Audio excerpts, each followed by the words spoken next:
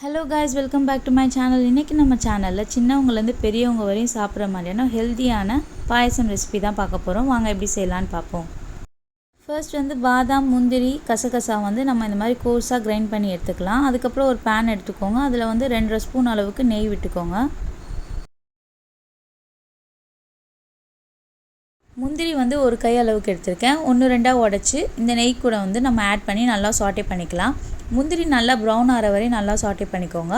அதுக்கப்புறம் இது கூட ரவை ஒரு 3-4 ஸ்பூன் எடுத்திருக்கேன்.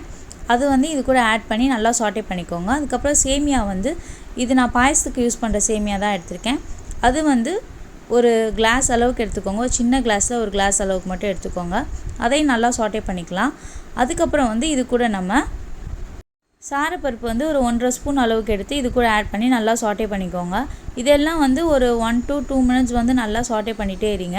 அதுக்கப்புறம் இது கூட நம்ம ஒரு 1.5 செம்பு அளவுக்கு தண்ணி ஆட் பண்ணிக்கலாம்.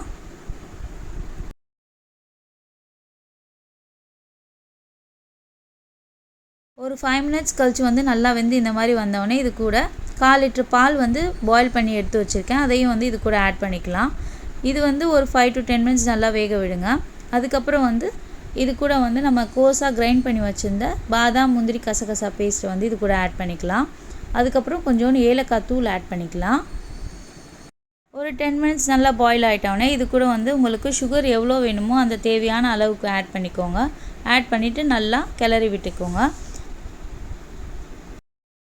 இதெல்லாம் நல்லா வெந்து வந்தோடனே கடைசியாக தேங்காய் பாலை இது கூட ஆட் பண்ணிக்கலாம். நான் ஒரு சின்ன தேங்காய் ஃபுல்லாக உடச்சி பால் எடுத்து வச்சுருக்கேன். அதை இது கூட ஆட் பண்ணிவிட்டு கொதி மட்டும் விடக்கூடாது. ஸ்டவ் ஆஃப் பண்ணிடணும். லாஸ்ட்டாக ஒரே ஒரு பிஞ்சு சால்ட் மட்டும் ஆட் பண்ணிக்கோங்க.